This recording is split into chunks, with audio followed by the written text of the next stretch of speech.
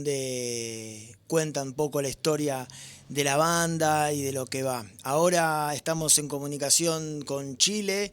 Hola Jordi, ¿cómo va? Hola Matías, ¿cómo estás?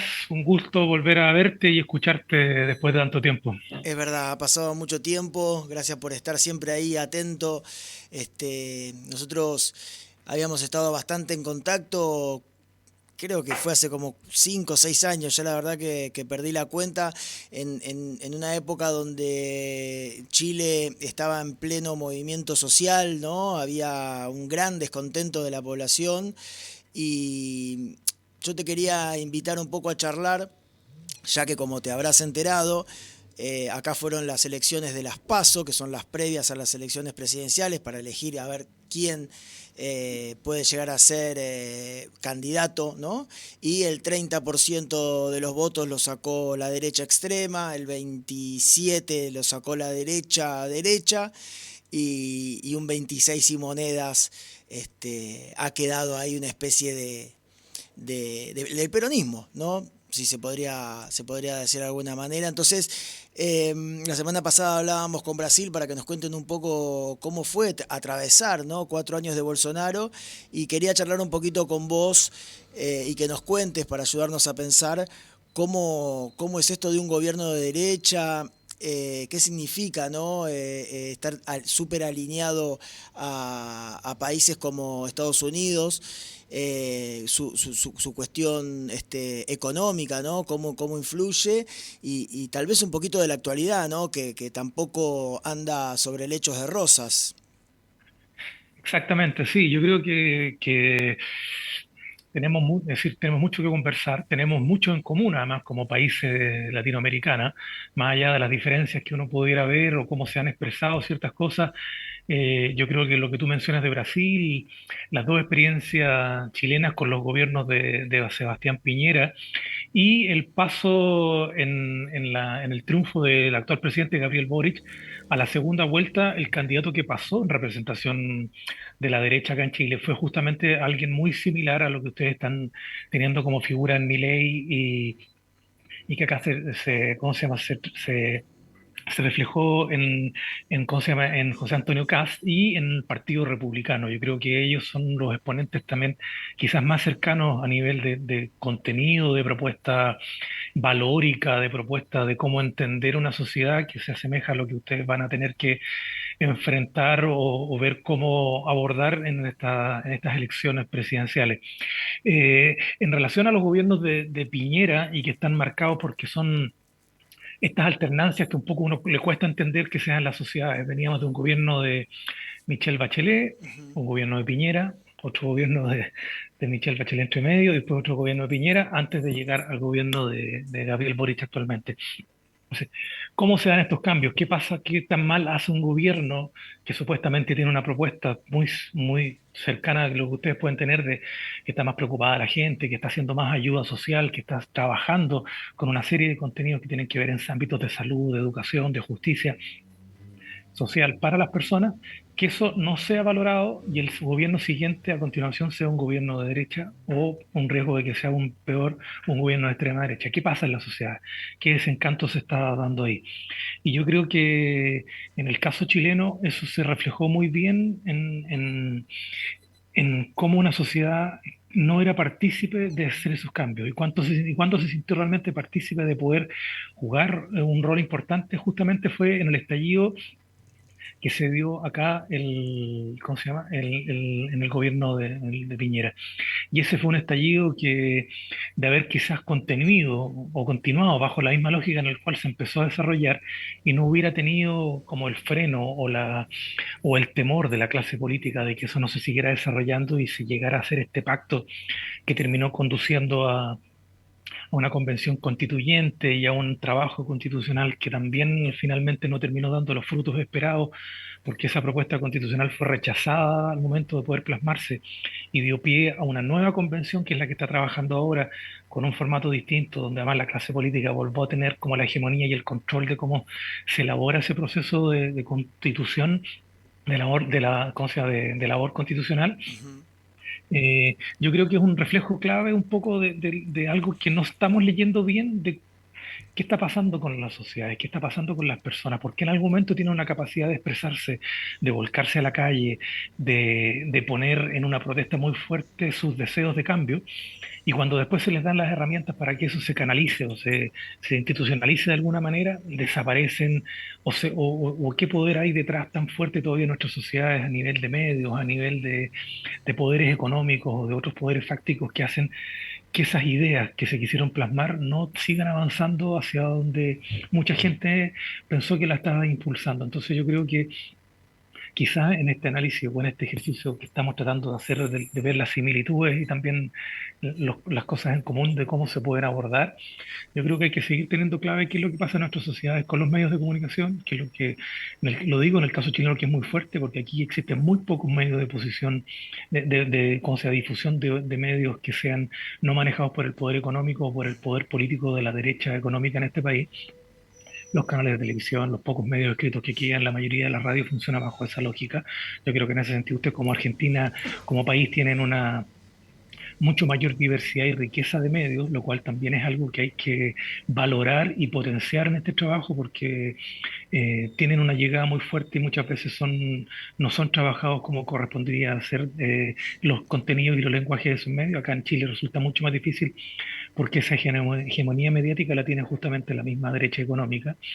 Y hay un poder en Chile empresarial muy fuerte que ha venido permeando a todos los sectores políticos y eso quedó al descubierto en Chile con una serie de formas de financiamiento de las campañas políticas de los distintos representantes de distintos sectores, donde por así decir un empresario decía, ok, este capital económico que tengo yo lo pongo en distintos canastos, porque de esa manera me aseguro que lo que yo quiero defender o a lo que me interesa que sean los contenidos que tengan presencia en mi sociedad lo puedan representar y un poco cooptaba a distintos dirigentes políticos y a distintos partidos políticos con ese apoyo económico. Eso ha cambiado un poco porque se ha logrado transparentar un poco más el aporte económico, pero por muchos años fue una situación que siguió marcando mucha fuerza el cómo se financian las campañas políticas y qué rol juega lo empresariado en eso. Y eso yo creo que hoy día todavía en nuestra sociedad chilena, que si bien no se expresa todavía más claramente ahora a nivel del dinero, porque eso un poco se ha regulado, hay una presencia muy fuerte de qué poder tienen, cómo son capaces de presionar, cómo son capaces de poner en jaque incluso un programa de gobierno que podría haber sido mucho más progresista o mucho más evolucionado como el actual, de ponerlo en jaque por instalar en la sociedad una serie de temores de qué es lo que significan los cambios, de qué significa que una sociedad empieza a pensarse de manera distinta y empiezan a aparecer una serie de temas valóricos, de decir, estas personas que están redactando esta nueva constitución, a usted le van a hacer perder su casa, a usted le van a hacer perder ¿cómo se llama? Le van a quitar, llegan a nivel de decirte que te van a quitar a tu familia, que va a dejar de ver, no sé, una serie de cosas que son absolutamente aberrantes si es que uno las piensa, pero en la lógica de cómo ellos construyen su mensaje y cómo quieren lograr sus objetivos, no tienen ningún poder en hacerla y en plasmarlas en su diario hacer y en su diario devenir políticamente. Jordi, No sé si te respondo, hay una pequeña introducción un poco de cómo veo las sí, cosas. sí, sí, claro, claro. Me sale preguntarte qué papel eh, o cómo entra en todo este entramado la cuestión de las redes sociales, porque acá todo lo que tiene que ver con Twitter, ahora que se llama X, ha sido una herramienta fundamental para introducir la desinformación, ¿no? La famosa fake news, esto que decís vos de la mentira constante, miente, miente, miente, algo quedará. En Twitter acá la derecha la ha utilizado de una manera lamentablemente excepcional, muy bien.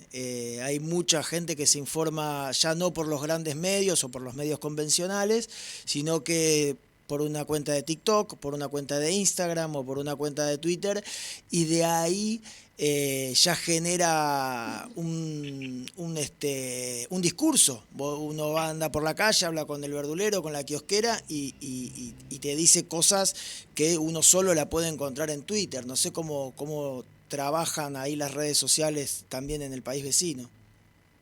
Yo creo que de la misma manera, yo creo que ese es un modelo que se viene que se viene tomando, copiando, yo creo que desde las campañas de Trump en adelante y también de la campaña de Bolsonaro en adelante también. Yo creo que es un Sí. modelo que ha funcionado, que les ha funcionado, de instalar estas noticias falsas, de instalar esta duda sobre dónde está la verdad, y también en base a una cantidad de cuentas no reales. Es decir, detrás de esas cuentas, detrás de esas noticias falsas, hay una cantidad de bots, de robots que están funcionando, que están duplicando, quintuplicando, quizás qué cifra podríamos usar esos contenidos. Es decir, si hay una persona que administra una cuenta, que uno podría pensar lo lógico, es decir, yo tengo mi cuenta y yo respondo por mis contenidos, detrás de estas campañas hay una persona que administra 20, 30 cuentas falsas, o no sé si falsas, pero creadas especialmente para este objetivo.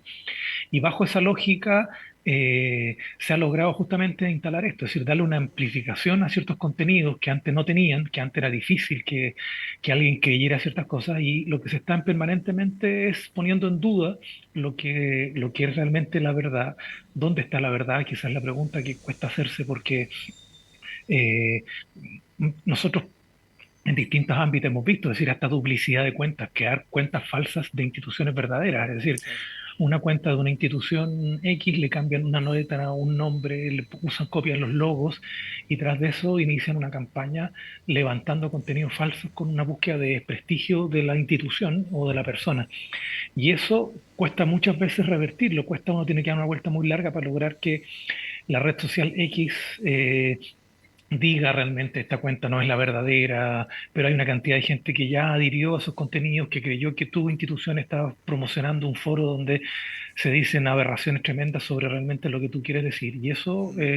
es una estrategia que han hecho funcionar de manera similar a los modelos que hemos tenido, que se han visto en Estados Unidos, que se han visto en Brasil. Y piensa también que casi han ido copiando el modelo a la par, un poco para que nos pongamos en sobrealerta de qué es lo que puede pasar quizás en nuestra sociedad. Es decir, Ujú.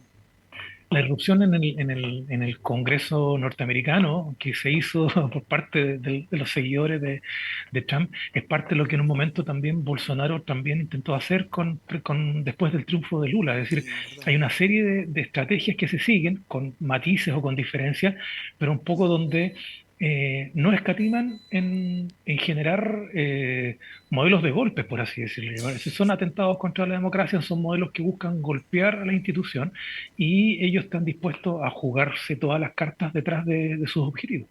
Sí, sí, haciendo una breve recopilación, hace 3, 4 días atrás, una serie de cuentas también de Twitter y de algunas otras aplicaciones con fotos de saqueos de México de hace 3, 4 años atrás o con fotos falsas empezaron también a instigar la cuestión de los saqueos acá en Argentina y con algunas fotos falsas y con una cuestión de empezar a replicarlo, no digo, no quiero decir que no hubo robos en supermercados porque logran el objetivo, generan algo de que alguna parte de la sociedad como que entra, digamos, en esta situación, pero es como decís vos, es un claro modelo de cómo llevar el caos a través de las redes sociales. Ahora la pregunta es si Boric siendo Estado, acá Alberto Fernández siendo Estado, eh, tanto en Estados Unidos o en Brasil, ¿por qué siempre o por qué la derecha puede llegar a generar estas cuestiones y no la otra parte, ¿no? Como de la contrainformación, cómo no puede ser más asertiva. Mm. Mira, yo lo que puedo decirte acá desde la realidad chilena es que hace muchos años yo creo que hay ciertas batallas que los gobiernos en su momento de la concertación, de la nueva mayoría y del gobierno actual de Boric, dieron por perdida pensando que no eran importantes para ellas, y yo creo que se equivocaron. Yo creo que dieron por perdida una serie de estrategias o cosas que tenían que ver justamente con los medios. Es decir, hoy día, poner un ejemplo, el avisaje de los ministerios de Chile salen en la Tercera y en el Mercurio. Es decir, le estás dando dinero, recursos a dos medios de derecha desde las platas, desde el Estado. Mm. No existen, y eso se perdió hace mucho tiempo, y eso se dejó de hacer acá, de poder potenciar medios propios, de que a través de ese tipo de financiamiento, donde el Estado su avisaje lo ponía en medios como sea que eran propios o que eran afines a su gobierno, eso se dejó de hacer y se perdió ese interés por lograrlo. Eh, Hay una serie también de cosas de cómo estos gobiernos un poco también han creado muchas veces una serie de expectativas en sus campañas y al momento de poder plasmarlas, de poder llevarlas a cabo, se encuentran con una serie de elementos que no les permiten avanzar en ello por una serie de situaciones que no han ido trabajando con el tiempo o que no han ido logrando en ciertas instancias deshacerse todavía, y esto lo digo bastante en el caso chileno, quizá en el caso argentino eso está más desarmado, pero aquí en Chile todavía hay poderes que siguen funcionando o figuras que dejó instalada la dictadura militar. Mm, Entonces, por eso era tan importante romper con esa constitución. La constitución del 80 o la constitución de Pinochet, como se le llama, en la que es la vigente en Chile, sí. todavía a este gobierno y a todos los gobiernos anteriores le pone una serie de cortapisas.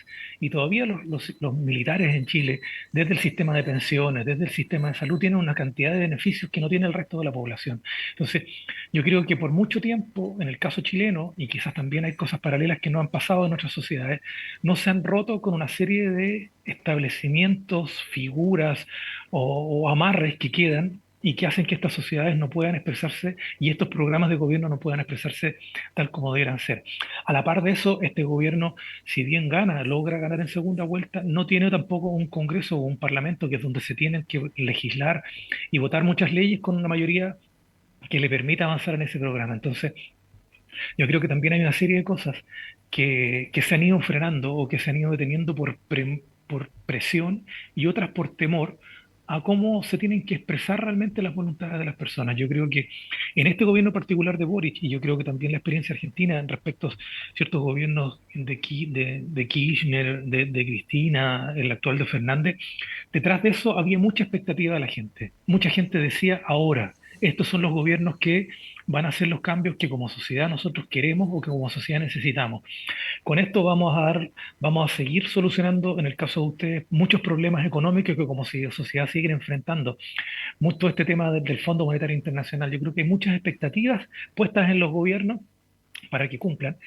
Y ahí es donde después se producen estas desilusiones, producto de estos amarres, producto de estas negociaciones políticas donde lo que se le dijo al pueblo, que era por los objetivos por los cuales tenía que votar y entregarle el apoyo a ciertos dirigentes, muchas veces no se cumplen.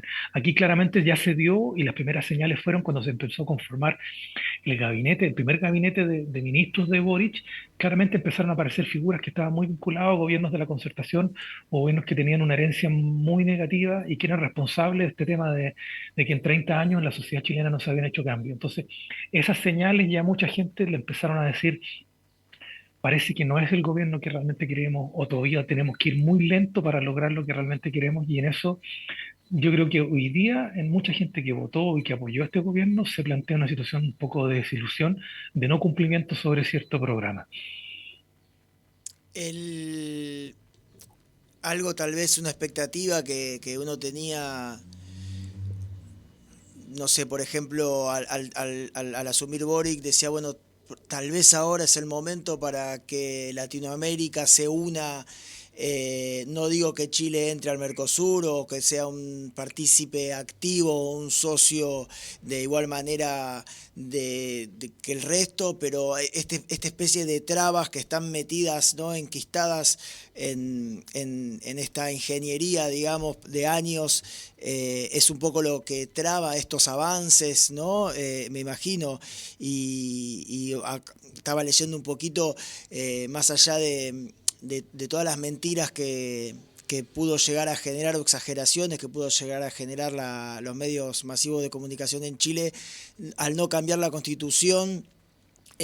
Bueno, quedamos como con todas estas trabas en pleno cerrojo, ¿no? Pero bueno, hoy día cómo está, más allá de esto, de lo macro, cómo es el día a día ahí en Chile. Yo entiendo que ahora hay huelga de maestros o de profesores, Mm. también Me gustaría saber cómo está el tema del trabajo, si hay laburo, si no hay laburo, la sociedad, ¿no? El día a día, cómo todavía le quedan 2 años más a Boric, o sea que está en mitad de su mandato, si hay expectativas de que pueda hacer algún movimiento más, o si, como veíamos acá con Alberto, ya a mitad de camino, como que empezó a soltar amarras y bueno, y que el barco llegue solo a la costa.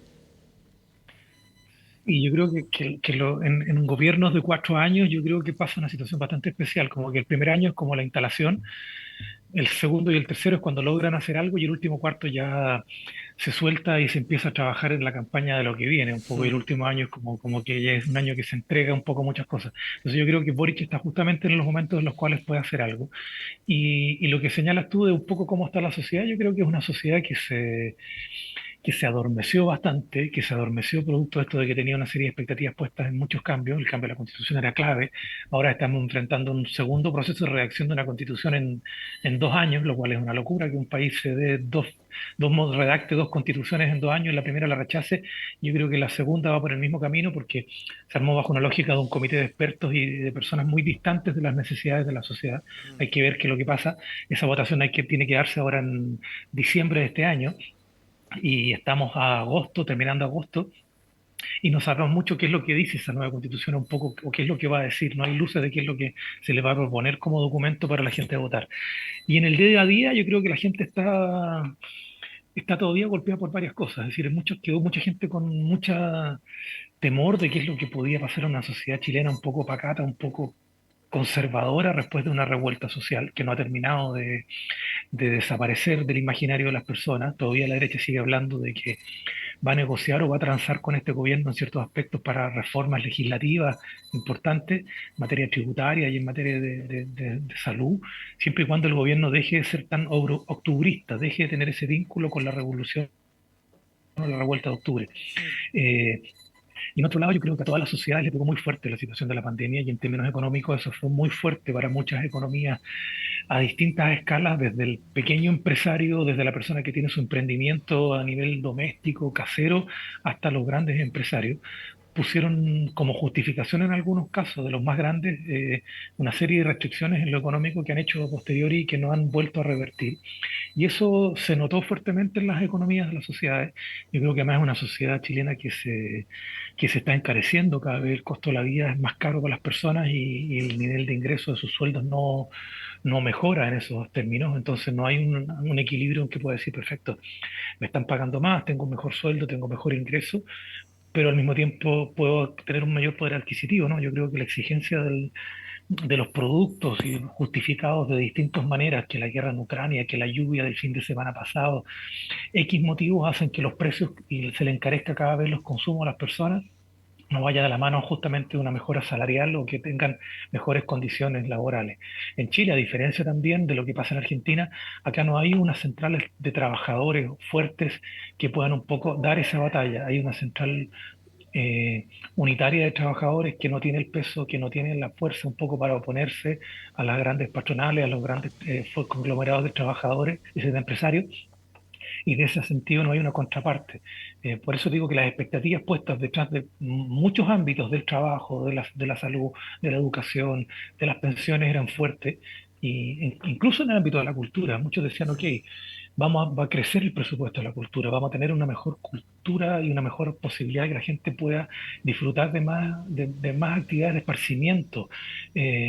No ha pasado nada de eso, el crecimiento de la cultura sigue siendo un presupuesto muy bajo y Chile no tiene un crecimiento equitativo. Y yo creo que hay una cosa también a la cual vamos a enfrentar prontamente, que también ha hecho generar en sectores principalmente más de izquierda, de los que apoyaron al gobierno de Boric o que no lo apoyaron, pero que tienen una mirada izquierda, en respecto a cómo se va a conmemorar los 50 años del golpe de Estado. El 11 de septiembre de 1973 fue el golpe de Estado aquí en Chile. Ahora este próximo 11 de septiembre se cumplen 50 años y hasta hoy día, hasta el día de hoy, cuando quedan 2 semanas para eso, no sabemos cuál es el foco que el gobierno va a poner en esa conmemoración.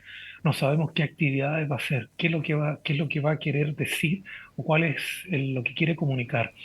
Incluso se ha puesto en duda de cuál es un poco la mirada que se tiene sobre ¿Qué generó en la sociedad chilena el golpe de Estado? Y no sabemos qué es lo que se piensa desde el Estado, desde el gobierno, respecto de eso, de estos 50 años, qué ha pasado en 50 años en Chile, qué ha cambiado para esta sociedad, que hoy día tenemos que mirar del pasado y reflexionar con vistas al futuro como aprendizaje de lo que pasó ahí. ¿Dónde está ese nunca más de lo que pasó? ¿Dónde está ese querer decir, ok, vamos a avanzar en justicia, vamos a avanzar en la legalidad para las personas que todavía no saben dónde están de sus desaparecidos? Entonces, yo creo que hay temas muy sensibles que como sociedad Chile no tiene resuelto y que había puesto las expectativas de que este gobierno pudiera avanzar en esa línea y no se están dando.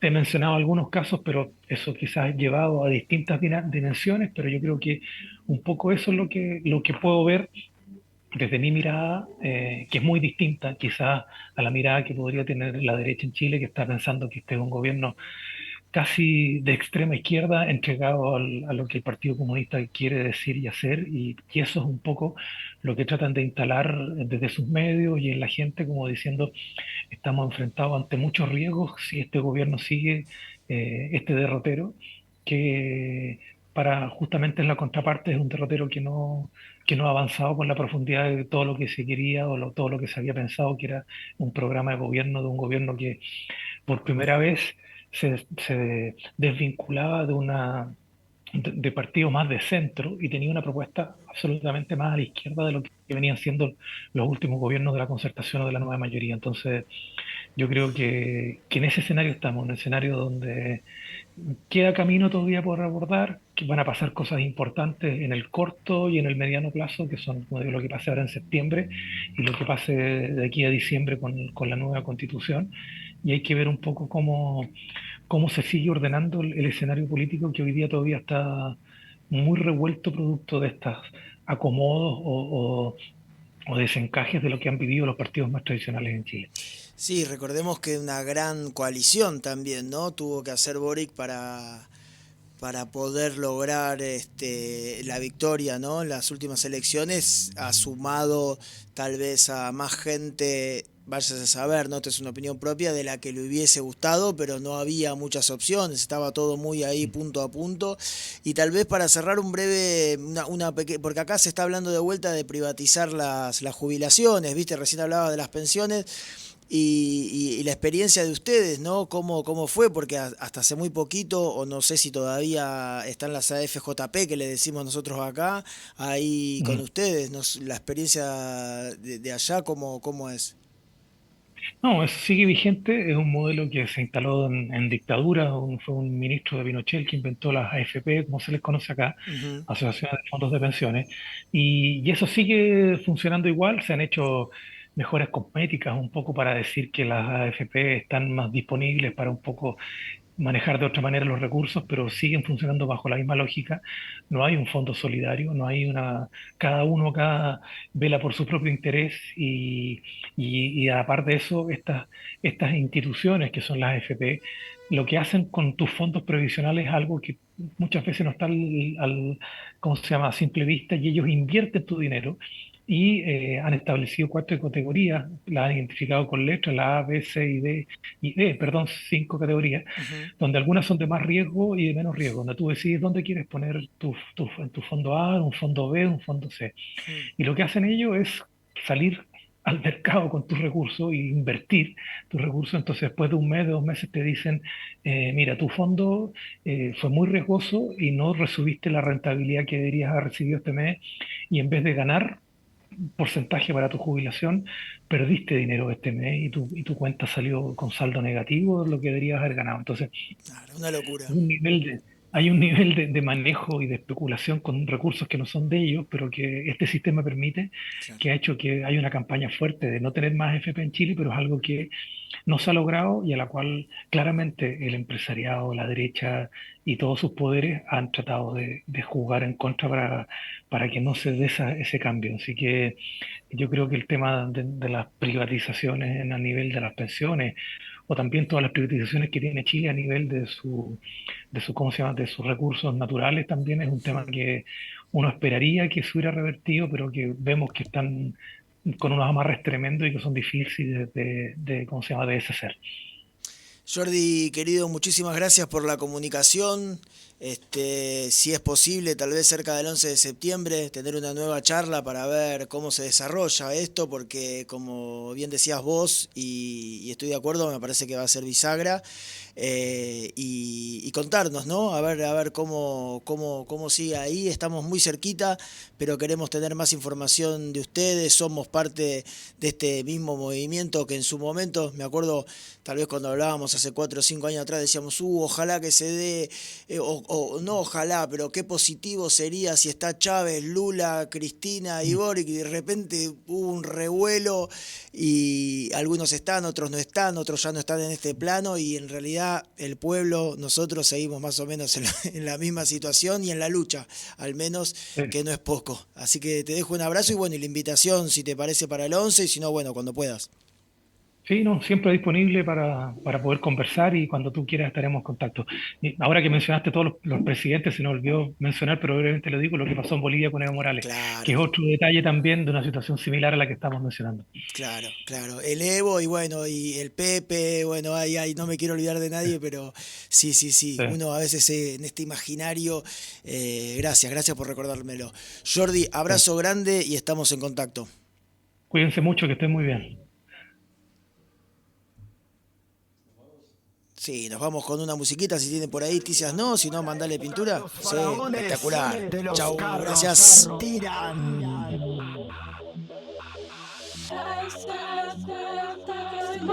La tendencia no se propaga la cadencia. Dicen que la tierra hay que cuidar porque si no se refleja de gana lo que no de lo que no retrata. Poder aquí arriba por la época no para ahora de lo que no igual. Agrupar la basura en cubos de plástico, así mendigar es más organizado. Cuán deshumano es meter en la cabeza de un pibe de 10 años que en la basura de otro puede estar su recompensa a diario. Dicen, la tierra hay que cuidar, ¿por qué? Si el reciclaje es legal, a los cartoneros se los destrata. Podés ver